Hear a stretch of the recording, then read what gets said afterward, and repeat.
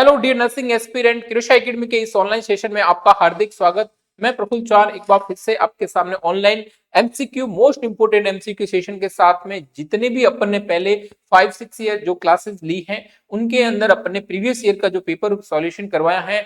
PYQ बहुत ही ज्यादा खास रहता है आपके एग्जाम की प्रिपरेशन के अंदर, क्योंकि जब तक अपने को रास्ता नहीं पता होगा अपन मंजिल की तरफ जाएंगे कैसे, मंजिल को पाएंगे कैसे, ठीक है ना। तो रास्ता बेसिकली अपन क्या बताते हैं, पीवाईक्यू, ठीक है ना। कि हमेशा अपन क्या करते हैं, पीवाईक्यू से अपने को ये पता चलता है कि डिमांड क्या है, ठीक है ना, एग्जाम की डिमांड क्या है। एग्जामिनर बेसिकली किस टाइप से एमसीक्यू पूछना चाह रहा है, या फिर मैं ऐसे कहूंगा कि कौन से टॉपिक्स को, कौन से सब्जेक्ट को वेटेज दे रहे हैं। जैसे कि अपन ने 5-6 क्लासें ली, उसमें एक चीज अपन ने नोट की है कि साइकेट्रिक के जो एमसीक्यू हैं वो बहुत ज्यादा वेटेज में रह रहे हैं इस एग्जाम के अंदर, ठीक है ना। तो इस तरह से अपने को कुछ सेलेक्टेड जो टॉपिक्स हैं उनके ऊपर ज्यादा फोकस करेंगे तो अपना जो सफर है वो बिल्कुल आसान हो जाएगा। और देखिए मेहनत सब करते हैं, ठीक है ना। जो अब फॉर्म भरेंगे तो कम से कम 70-80 हजार फॉर्म भरेंगे, ठीक है ना। फॉर्म भरने के बाद में उस भीड़ का हिस्सा नहीं बने, ठीक है ना, उस भीड़ का हिस्सा नहीं बने, खुद का एक अलग अपने को रास्ता बनाना होता है, तभी अपन लक्ष्य को प्राप्त कर सकते हैं। उसके लिए आपको स्मार्ट स्टडी की नीड रहेगी और किरुषा नर्सिंग लेके आया है आपके लिए उस स्मार्ट स्टडी प्लान को ऐप के अंदर। तो जरूर ज्वाइन कीजिएगा, किरुषा एकेडमी के ऐप को डाउनलोड कीजिए, वहां पे आपको बेहतरीन एमसीक्यू प्लान मिलेगा। और टेस्ट सीरीज है वो मात्र 399 के अंदर आपको बहुत ही शानदार वहां पे टेस्ट सीरीज आपकी गोल ओरिएंटेड, आपके लक्ष्य के निर्धारण किए हुए जो वो सारे एमसीक्यू हैं वो आपको मिलने वाले हैं। तो जरूर आप ऐप को डाउनलोड कीजिए और अपनी तैयारी को बूस्टअप कीजिएगा। तो अपना आज का first most important MCQ session क्या रहने वाला है, केयरफुली रीड कीजिएगा। The first MCQ, the client is experiencing severe diarrhoea and serum potassium level is the 3.3 milli equivalent per litre, which intervention should the nurse implement in first, ठीक है ना। तो अपन बात करने वाले हैं कि सबसे पहले अपन बात करेंगे कि जो पोटेशियम लेवल है, ठीक है ना, जो नॉर्मल पोटेशियम लेवल है वो बेसिकली कितना रहता है, 3.5 से लेके 5.1 मिली इक्विवेलेंट पर लीटर, ठीक है ना। ये बेसिकली क्या रहता है अपना 3.5 से लेके 5.1 मिली इक्विवेलेंट पर लीटर। तो अब बात ये आ रही कि यहाँ पे जो है वो बेसिकली क्या है, 3.3, यानी ये क्या है, हाइपोकैलिमिया। ये क्या है, हाइपोकैलिमिया, हाइपोकैलिमिया, ठीक है। अब हाइपोकैलिमिया है, इसका मतलब ये हुआ कि किसकी दिक्कत रह सकती है, हाइपोकैलिमिया में सबसे बड़ी दिक्कत रहती है कार्डिक प्रॉब्लम। कार्डिक प्रॉब्लम में क्या रहेगी, अरिथमिया, ठीक है ना। मेन कॉम्प्लिकेशन क्या देता है आपका हाइपोकैलिमिया का, ठीक है ना। हाइपोकैलिमिया का बेसिकली अगर मैं बात करूंगा तो ये क्या रहने वाला है आपका, अरिथमिया,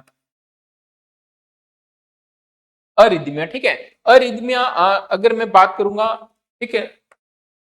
पोटेशियम अगर मैं बात करते हैं कि जब भी सीवियर डायरिया या फिर क्या हो वॉमिटिंग होती है तो इसके अपन देखते हैं कि जो इलेक्ट्रोलाइट इम्बैलेंस होते हैं उनमें पोटेशियम बेसिकली लॉस होने के चांसेस सबसे ज्यादा, जो कि क्या है एक हार्मफुल कंडीशन है, क्योंकि हाइपोकैलिमिया डायरेक्ट आपको ट्रिगर करेगा किसको, कार्डिक को। कार्डिक बेसिकली क्या करेगा, अरिथमिया को, ठीक है। तो हमेशा प्रायोरिटी किसको जाएगी कि पोटेशियम को आपको मेंटेन करना ही है, ठीक है ना, पोटेशियम को आपको मेंटेन करना है, ठीक है।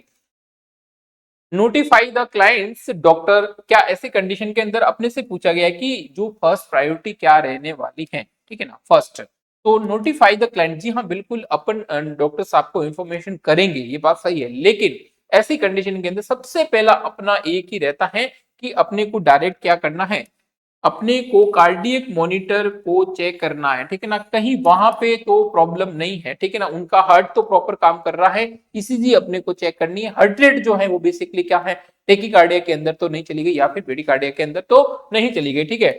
तो अपने को क्या करना है, कार्डियक मॉनिटर करना है। Prepare the administration IV fluid, ठीक है ना, सॉरी पोटेशियम। तो ये बेसिकली किसकी, डॉक्टर की एडवाइस, ठीक है ना, बिना डॉक्टर की एडवाइस के अपने को पोटेशियम नहीं देना है, ये याद रखना, ठीक है ना। तो ये अपन, ये तो बिल्कुल गलत हो जाएगा। Assess the client for a leg cramps, ठीक है। तो लेग क्रैम्प्स बिल्कुल हाइपोकैलिमिया के पेशेंट के अंदर देखने को मिलता है, लेकिन यहाँ पे अभी प्रायोरिटी किसके ऊपर जाएगी, कार्डियक मॉनिटर, ठीक है ना। ये इतना लाइफ थ्रेटनिंग या फिर सीवियर कंडीशन नहीं है, ठीक है। तो डी ऑप्शन भी क्या हो गया, रॉन्ग हो गया। और बी ऑप्शन भी रॉन्ग हो गया और ई ऑप्शन भी यहाँ पे अभी प्रायोरिटी नहीं रहेगी। सी ऑप्शन क्या चला जाएगा, राइट आंसर चला जाएगा। तो आई hope this MCQ will be clear. The next MCQ अपने से पूछ रहा है कि a client days suicidal ideas come into the emergency department complaining about the insomnia, irritability, anorexia and depress mood. ठीक है ना, पेशेंट किसका है, डिप्रेशन का है, इरिटेबल है और रेस्टलेसनेस है, एंजाइटी है। तो ऐसे पेशेंट के अंदर बेसिकली अगर मैं बात करूं एनोरेक्सिया यानी खाने का भी उसको कोई इंटरेस्ट नहीं है, ठीक है ना, lack of appetite. Which intervention would be the nurse implement, यहाँ पे भी क्या दिया गया है, फर्स्ट। ठीक है ना, तो फर्स्ट रेस्पॉन्सिबिलिटी यहाँ पे क्या रहेगी, तो गिव मी दिस आंसर कीजिएगा। रिक्वेस्ट द साइकेट्रिक कंसल्टेंट, क्या आप साइकेट्रिक कंसल्टेंट को फर्स्ट प्रायोरिटी देंगे, जी नहीं। Place the client on 1-to-1 observation, तो ऐसा अपने पास अभी इतना टाइम नहीं है कि अपन क्या करें 1-to-1 ऑब्जर्वेशन करें। Complete a through physical assessment including the lab test, ये भी यहाँ पे प्रायोरिटी नहीं रहेगी। Remove all hazardous material from the environment, जी हाँ, हमेशा याद रखिएगा ऐसे पेशेंट के आसपास कोई भी जो शार्प इंस्ट्रूमेंट है या फिर नाइफ हो सकती है, सीजर हो सकता है, और भी कुछ भी शार्प इंस्ट्रूमेंट है उसको अपने को क्या करना है, रिमूव करना है, क्योंकि सुसाइडियल आइडिएशन आता है, उनको सुसाइडियल अटेम्प्ट कर सकते हैं, खुद को क्या कर सकते हैं, सेल्फ इंज्यूर्ड कर सकते हैं। ठीक है ना, क्या कर सकते हैं, सेल्फ इंज्यूर्ड कर सकते हैं या फिर सुसाइडल अटेम्प्ट भी कर सकते हैं। तो इसके लिए अपने को क्या करना पड़ेगा, remove all hazardous material from the environment. D option क्या चला जाएगा, यहाँ पे राइट आंसर चला जाएगा। हमेशा याद रखिएगा पेशेंट की सेफ्टी है, ठीक है ना, पेशेंट की जो सेफ्टी है वो हमेशा फर्स्ट प्रायोरिटी पे रहेगी। ठीक है ना, फर्स्ट प्रायोरिटी पे क्या रहेगी आपकी, पेशेंट की सेफ्टी को अपन क्या करेंगे, फर्स्ट प्रायोरिटी पे रखेंगे। द नेक्स्ट एमसीक्यू अपने पास में है कि एक client the 8-year-old client diagnosis with the vaso-occlusive sickle cell crisis is complaining for a severe headache। ठीक है ना, severe headache, which intervention should the nurse implement first। तो ऐसी कंडीशन के अंदर अपन देखते हैं कि सिकल सेल क्राइसिस के अंदर बेसिकली क्या देखने को मिलता है, यहाँ पे अगर मैं बात करूंगा तो सीवियर न्यूरोलॉजिकल जो सिम्टम यहाँ पे देखने को मिलेंगे। ठीक है ना, कौन से, आपका नर्वस सिस्टम यहाँ पे इन्वॉल्व होगा। ठीक है ना, और क्या होगा, स्ट्रोक। ठीक है ना, क्या होगा आपका, स्ट्रोक, सेरिब्रल एडिमा देखने को मिल सकता है। और जो आपकी अगर मैं बात करूं तो एंसेफेलोपैथी और स्ट्रोक बेसिकली यहाँ पे देखने को मिलता है, और सीवियर हेडेक यहाँ देखने को मिलता है। Which intervention should the nurse implement first, तो यहाँ पे भी फर्स्ट है, तो सबसे पहले अपन क्या करेंगे, पेशेंट के नर्वस सिस्टम को या फिर न्यूरोलॉजिकल स्टेटस को सबसे पहले चेक करना है। देन अपन क्या कर सकते हैं, डॉक्टर को इन्फॉर्म कर सकते हैं या फिर पेन किलर दे सकते हैं, और भी कोई भी डिमांडेड हो तो उसको अपन क्या रखेंगे, second and third priority. First priority पे तो सबसे पहले अपने को चेक तो करना पड़ेगा कि उसके नर्वस सिस्टम या न्यूरोलॉजिकल असेसमेंट सही है या नहीं है। ठीक है ना, तो ए ऑप्शन यहाँ पे क्या चला जाएगा, राइट आंसर चला जाएगा। द नेक्स्ट एमसीक्यू अपने पास में, the nurse is assessing Bishop score. ठीक है ना, Bishop score on a post dates client, which of the following measurement will be the nurse assess select all the therapy। तो सबसे पहले अपन बात करने वाले हैं बिशप स्कोर। ठीक है ना, ये बेसिकली क्या रहता है, इंडक्शन ऑफ द लेबर। ठीक है ना, लेबर यानी प्रॉपर जो डिलीवरी के लिए जो मदर है वो प्रिपेयर है या नहीं है, इसके लिए अपन क्या करते हैं, बिशप स्कोरिंग। ठीक है ना, जो अपन 13 तक जो स्कोरिंग करते हैं, अगर इसके अंदर मैं मेनली बात बताऊं तो अपना मेन जो अगर मैं बात करता हूं स्किल स्पैन, ठीक है ना, ये अपना क्या है, स्किल स्पैन। ठीक है ना, यहाँ पे क्या हो रहा है आपका एंगेजमेंट। ठीक है ना, इसके बिलो बेसिकली क्या रहने वाले हैं, +1 +2 +3 +4 या फिर +5, और यहाँ पे -1 -2 -3 -4 या फिर -5। ठीक है, इस तरह से बेसिकली अगर मैं बात करूंगा तो वो क्या रहेंगे, इससे स्पेन की अगर मैं यहाँ पे बात करने जा रहा हूं तो इससे ऊपर अगर रह रहा है इसका मतलब क्या नहीं है, एंगेजमेंट नहीं है, जो मदर है वो नॉट प्रिपेयर है for to the delivery baby. ठीक है, बेबी को डिलीवर करने के लिए प्रिपेयर नहीं है। लेकिन एट इशियल स्पेन पहुंचने के बाद में एंगेजमेंट तो यहाँ पे हो जाता है, यानी जो फीटस का हेड है वो आपके मदर का जो पेल्विस है वहां पे क्या हो जाता है, पेल्विस के अंदर चला जाता है। अब जैसे जैसे ++2 +3 जाएगा वैसे वैसे वो फीटस है वो बेसिकली पेल्विक से आगे मूव करेगा और डायलेशन सर्विक्स के थ्रू एग्जिट होने का रहेगा, ठीक है ना। तो सर्विक्स का डायलेशन बेसिकली मेन जो रहता है वो रहता है किसके लिए, सर्विक्स का डायलेशन, ठीक है ना। तो अगर ऊपर रहेगा इसका मतलब सर्विक्स का डायलेशन तो होने से रहा। जब भी अपन देखते हैं कि लेबर पेन स्टार्ट हो जाता है, लेकिन कई बार देखते हैं कि प्रेग्नेंट लेडी के अंदर सर्विक्स का डायलेशन नहीं होता है, ठीक है ना। 2-3 सेंटीमीटर में कभी भी अपन नॉर्मल डिलीवरी तो कर ही नहीं सकते, उसके लिए अपने को कितना चाहिएगा, 10 सेंटीमीटर, ठीक है ना। सर्विक्स का डायलेशन कितना चाहिएगा, 10 सेंटीमीटर अपने को चाहिए, तब जाके अपन क्या करते हैं, नॉर्मल डिलीवरी करते हैं, ठीक है। और नॉर्मल डिलीवरी के अंदर बेसिकली अपन देखते हैं जो गायनेकोलॉजिस्ट होता है या फिर जो डॉक्टर होता है वो फिंगर के द्वारा मेजरमेंट करते हैं कि जो उसका जो सर्विक्स का डायलेशन है वो ओपन हुआ है या नहीं हुआ है, ठीक है। उसकी डायलेशन जितना ज्यादा होगा उतना ही ज्यादा नॉर्मल डिलीवरी के चांसेस रहेंगे। तो सर्विक्स का डायलेशन बिल्कुल राइट है। फीटल स्टेशन, ठीक है ना, फीटल स्टेशन जो मैंने यहाँ पे बात की है क्या, इससेल स्पैन, ठीक है ना, कि यहाँ पे बेसिकली जो फीटल हेड है वो कहाँ है, एंगेजमेंट हुआ है या नहीं, एट इससेल स्पैन पे पहुंचा है या नहीं है, उससे बिलो हुआ है या नहीं, this is the fetal station. या फिर सर्विकल पोजीशन, तो ये तीनों की तीनों बेसिकली क्या रहेंगे यहाँ पे, राइट रहने वाले हैं। रप्चर ऑफ मेम्ब्रेन नहीं रहेगा, not for the gestational age, ठीक है ना। Bishop score basically gestational age या फिर रप्चर ऑफ मेम्ब्रेन को इंडिकेट नहीं करता है, मेनली क्या करता है, सर्विक्स के डायलेशन को। तो ठीक है ना, A B C D option क्या चला जाएगा यहाँ पे, राइट आंसर चला जाएगा, ठीक है ना। ए बी सी यहाँ पे डी ऑप्शन क्या चला जाएगा, आपका राइट आंसर चला जाएगा। नेक्स्ट एमसीक्यू की तरफ जाने से पहले आपको बहुत ही खास इंफॉर्मेशन, मात्र 999 के अंदर किरोशा एकेडमी के ऐप को डाउनलोड कीजिए। वहां पे मात्र 999 के अंदर मोस्ट इंपोर्टेंट जितने भी आपके सिलेक्टेड टॉपिक है उनके एमसीक्यू वहां पे मिलेंगे। एमसीक्यू बैच है वो मात्र 999 के अंदर मिलने वाला है। टेस्ट सीरीज है वो 399 के अंदर, और 150 के अंदर आपके कंप्लीट जितने भी प्रीवियस ईयर के पेपर हैं वो सारे के सारे 150 के अंदर मिलने वाले हैं। तो अभी जाइए, और इनकी वैलिडिटी भी आपको 1 साल के लिए मिलेगी। बहुत ही कम प्राइस के अंदर आपकी ये बेस्ट प्रिपरेशन करवाई जा रही है। तो जरूर डाउनलोड कीजिएगा किरोशा एकेडमी के ऐप को और अपने तैयारी को बूस्टअप कीजिएगा। The next MCQ, in assessing a child thyroid status, ठीक है ना, which of the following assessment findings should be the documented in a subjective finding, ठीक है ना। एक होता है ऑब्जेक्टिव और एक होता है सब्जेक्टिव। सब्जेक्टिव की अगर मैं बात करूं, सब्जेक्टिव की मैं बात करूं तो ये क्या होता है, नॉन मेजरेबल। क्या होते हैं डियर, नॉन मेजरेबल। और क्या होते हैं, ऑब्जेक्टिव। ऑब्जेक्टिव का मतलब क्या होता है,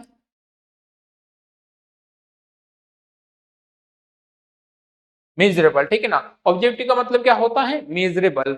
अगर मैं बात करूं वेट लॉस या फिर हाइपरटेंशन या फिर टेकिकार्डिया, ये तीनों के तीनों को अपन क्या कर सकते हैं, मेजरमेंट कर सकते हैं, यानी ये क्या है, ऑब्जेक्टिव। और जो फेटिक है, क्या आप थकान को महसूस कर सकते हैं या फिर सॉरी यहाँ पे मेजरमेंट कर सकते हैं, जी नहीं। पेन और फैटिक, इस पेन को भी अपन क्या नहीं कर सकते, मेजरमेंट नहीं कर सकते। तो ये अपने क्या रहेंगे, डाटा सब्जेक्टिव रहने वाला है।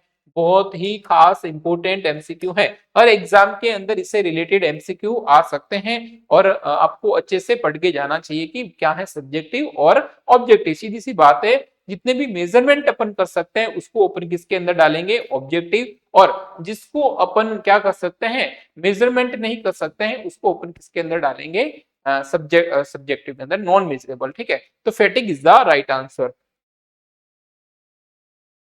The next MCQ, for a patient who underwent thyroidectomy 2 days ago, which laboratory value required the monitor, क्या किया गया है, थायराइड ग्लैंड को, ठीक है ना, थायराइड ग्लैंड को रिमूव किया गया है, थायराइड ग्लैंड को रिमूव किया गया है। तो सीधी सी बात है, किसको ट्रिगर करेगी, आपके पैराथायराइड ग्लैंड को, पैराथायराइड ग्लैंड को क्या करेगी, ये अफेक्ट करेगी। अब पैराथायराइड ग्लैंड को अफेक्ट करेगी तो ये क्या करेगा, आप कैल्शियम के लेवल को कम करेगा, और इसको अपन जिसको क्या बोलते हैं, हाइपोकैल्सीमिया।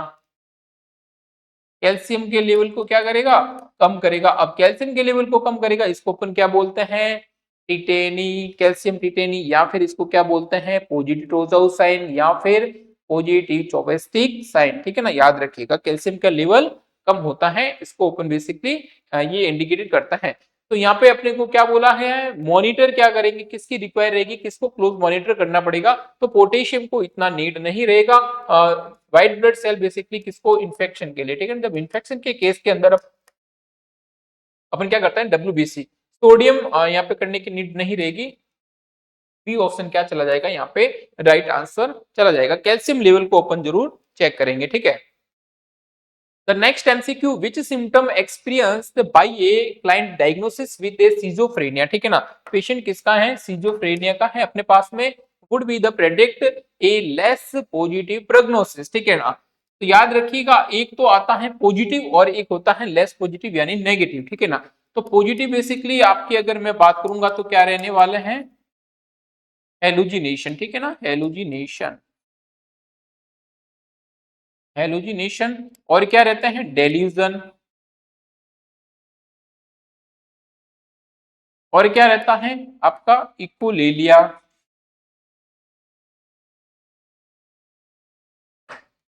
और अगर मैं बात करूं लेस पॉजिटिव,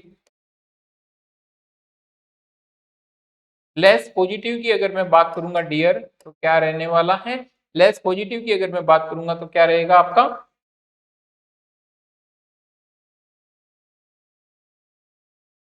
लेस पॉजिटिव की अगर मैं बात करूंगा तो आपका बेसिकली क्या रहेगा, डिप्रेशन, या फिर नॉट इंटरेस्टेड,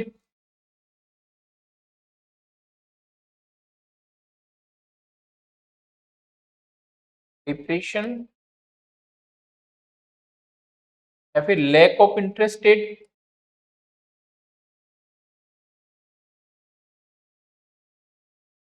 ये सारे के सारे किसके अंदर चले जाएंगे, आपके लेस पॉजिटिव या फिर नेगेटिव, ठीक है ना, या फिर नेगेटिव के अंदर। तो अब यहाँ पे अपन बात करने वाले हैं लेस पॉजिटिव। तो हियरिंग लॉस, हॉस्टाइल वॉइस, यानी ये किसका है, हेलुजिनेशन, ठीक है ना, ये किसका है, हेलुजिनेशन। तो ये क्या है आपका पॉजिटिव, ठीक है ना, तो ये क्या है आपका पॉजिटिव। देन बी ऑप्शन की तरफ मैं जाऊंगा, having little and no interest in work और सोशल एक्टिविटी। तो ये बेसिकली मुझे क्या लग रहा है आपका, ये आपका नेगेटिव लग रहा है, या फिर लेस, लेस सिजोफ्रेनिया इफेक्ट, ठीक है ना, this is the less schizophrenia. और सी ऑप्शन की तरफ मैं जाऊंगा, continues repeating what has been the said, यानी ये किसका है आपका, इकोलेलिया का, ठीक है। तो इकोलेलिया बेसिकली किसके अंदर जाएगा, positive symptom of the schizophrenia. Thinking the TV is controlling his और हर बिहेवियर, यानी वो एक पेशेंट जो टीवी को देख के ये कह रहा है कि टीवी के अंदर जो है वो मेरे बिहेवियर को क्या कर रहा है, कंट्रोल कर रहा है, ठीक है ना। तो इसको अपन किसके अंदर डालते हैं, डेल्यूजन के अंदर, ठीक है ना। तो ये भी क्या है, पॉजिटिव सिम्टम है। तो B, sorry, C D and A, ये तीनों की तीनों हो जाएंगे गलत, और बी ऑप्शन क्या चला जाएगा आपका, right answer. The next MCQ अपने पास में है, ए पेशेंट विथ साइनोसाइटिस, ठीक है ना, पेशेंट किसका है, साइनोसाइटिस का, is going home with A antibiotic prescription, ठीक है ना। Discharge teaching will included, give me this answer कीजिएगा, क्या रहने वाला, एक पेशेंट क्या है, साइनोसाइटिस का, यानी इन्फ्लेमेशन है। साइनोसाइटिस के अंदर बेसिकली अपन देखने को मिलता है एलर्जी, जो नेजल के अंदर जो बेसिकली एलर्जी या फिर वीकनेस है वो देखने को मिलती है। And antibiotic prescription discharge teaching will be included, ठीक है ना। तो go to the emergency department immediately if any headache अगर, तो अभी मुझे नहीं लगता यहाँ पे कोई हेडेक का, ब्रीथ इन, ठीक है ना, तो ये तो बिल्कुल क्या हो जाएगा, गलत हो जाएगा। Breathe in cool air via humidified every 2 hour, ठीक है ना, तो ये भी रॉन्ग हो जाएगा। यूज डीकंजेस्टेड एंड, हाँ ये बात सही है बिल्कुल, एंटी हिस्टामिन एलर्जी से, और डीकंजेस्टेंट वो क्या करेगी, स्वेलिंग को कम करेगी, ठीक है ना, डिक्रीज स्वेलिंग, और ये क्या करेगा आपका, anti histamine decrease allergy, allergic reaction को ये क्या करेगी, कम करेगी, ठीक है ना। तो सी ऑप्शन यहाँ पे क्या चला जाएगा, राइट आंसर चला जाएगा। And not for the follow food restriction guideline, ठीक है, तो सी ऑप्शन क्या चला जाएगा, राइट आंसर चला जाएगा। द नेक्स्ट एमसीक्यू आपकी स्लाइड के ऊपर है, an important role of the nurse is to facilitate social interaction between a patient who is the paranoid and the patient's peers. The nurse implement this intervention based on the understanding that the patient with the paranoid personality, ठीक है ना। तो paranoid personality का disorder, ठीक है ना, अपने को तो सिर्फ इतना ध्यान रखना है कि ऐसे पेशेंट को अपन क्या उम्मीद कर सकते हैं, ठीक है ना, और इस पेशेंट के लिए क्या बेस्ट रहने वाला है। तो पैरानॉइड पर्सनालिटी के पेशेंट के अंदर अपन एक चीज देखते हैं कि वो इजीली दूसरों के ऊपर ट्रस्ट नहीं करेगा, दूसरा सोशल इंटरेक्शन नहीं करेगा, दूसरों से बात नहीं करेगा, सेल्फ सेंटर्ड रहेगा। ऐसे पेशेंट को अपन क्या करेंगे, मोटिवेट करेंगे कि दूसरों से वो बात करें, दूसरों के साथ में इंटरेक्ट करें, और ऐसे पेशेंट को बिल्कुल अपन मोटिवेट करेंगे कि वो दूसरों के साथ में अच्छे से मिलजुल करके रहे, ठीक है ना। तो is sorry regression in the socialization style, ये तो गलत है क्योंकि ऐसा पेशेंट सोशलाइजेशन नहीं रहता है। Tends to exhibit loose bonding and when sharing feeling, तो पॉसिबल नहीं है। लाइक्स भी around large group of the people, ठीक है ना। तो ये बात ही नहीं करेगा तो अपन कैसे कह सकते हैं कि वो लार्ज ग्रुप के अंदर पसंद करेगा, ठीक है ना। Tends to be the isolated and lack of social skill, ठीक है ना। ऐसे पेशेंट के अंदर बेसिकली देखने को मिलता है कि वो क्या है, आइसोलेटेड रहेगा, और अपने जो इससे क्या होगा, उसकी सोशल स्किल है वो क्या देखने को मिलेगी, कम देखने को मिलेगी, ठीक है ना। तो इस बात से मैं बिल्कुल सहमत हूं। ऐसे पेशेंट को कभी भी ग्रुप, लार्ज ग्रुप पसंद नहीं आते हैं, ऐसे पेशेंट को सोशलाइजेशन होना पसंद नहीं है, ऐसे पेशेंट को कभी भी अपनी फीलिंग दूसरों को शेयर करना पसंद नहीं है, और वो बेसिकली अपने बाउंड्री के अंदर रहते हैं, न कि अपनी बाउंड्री को क्रॉस करता है, ठीक है ना। तो लेकिन tends to be the isolated, ये बात बिल्कुल सही है कि ऐसे पेशेंट बेसिकली क्या करते हैं, खुद को आइसोलेटेड रखते हैं, और क्या करते हैं, सोशल स्किल्स या फिर सोशलिटी से बिल्कुल ही क्या रहते हैं, ये दूर रहते हैं, ठीक है ना। इनको सोशल होना पसंद नहीं है, ठीक है ना, सेल्फ सेंटर रहते हैं, यानी अपने आप में मस्त रहना, ठीक है। तो डी ऑप्शन क्या चला जाएगा, यहाँ पे राइट आंसर चला जाएगा। The next MCQ, a patient become angry and aggressive towards the nurse after speaking on the phone his mother, the student nurse recognize this switch of the coping mechanism, ठीक है ना। ये क्या है, defence mechanism का ये MCQ है। यानी एक पेशेंट क्या किया है, पेशेंट ने अपने मदर से बात की, ठीक है ना, उसके बाद में वो क्या कर रहा है, फोन तो रख दिया, लेकिन जैसे नर्सिंग ऑफिसर जी आए उनसे बात करने में वो उस पर क्या हो रहा है, गुस्सा, बिना बात के उसके ऊपर गुस्सा हो रहा है। यानी इसके अंदर कौन सी डिफेंस मैकेनिज्म आपको ध्यान में आ रही है। तो अपन ने बहुत अच्छे से पढ़ा है कि देखिए, जैसे भी अपने से लेस स्ट्रॉन्ग जो पर्सन होते हैं उनके ऊपर अपन क्या हो जाते हैं, हावी हो जाता है। जैसे कि बेस्ट एग्जांपल की तरफ मैं समझाऊंगा आपको, ऑफिस के अंदर सीनियर बॉस का बेसिकली उनके साथ में जब होती है बहस, तो वो अपने को डांटते हैं, ठीक है ना। तो वो जब डांटते हैं या फिर कुछ सुनाते हैं तो वहां पे तो अपन कुछ नहीं बोलते, लेकिन घर पे आते ही अपनी वाइफ के ऊपर वो चिल्लाना, यानी कहीं ना कहीं क्या कर रहा है, डिस्प्लेसमेंट। और वाइफ बेसिकली क्या करती है, अपने हस्बैंड के सामने तो नहीं बोलती, लेकिन उसकी वापस कसर किसके ऊपर निकलती है, बच्चों के ऊपर। तो यानी अपने से लेस जो स्ट्रॉन्ग होते हैं, लेस पावरफुल होते हैं, उनके ऊपर वो पूरी की पूरी फीलिंग्स एक्सपायर कर देनी। तो ये बेसिकली किसके अंदर देखने को मिलता है, आपका डिस्प्लेसमेंट, ठीक है ना। ये ऑप्शन क्या चला जाएगा, राइट आंसर चला जाएगा। नॉट फॉर ट्रांसपेरेंस, यानी एक ट्रांसपेरेंट मतलब ये होता है कि जो बेसिकली एक पेशेंट है, पेशेंट को एक एडमिट है, पेशेंट को उसके नर्स में उसकी बहन दिखती या फिर उसकी मदर जो भी है उसके रिलेटिव देखने को मिलता है।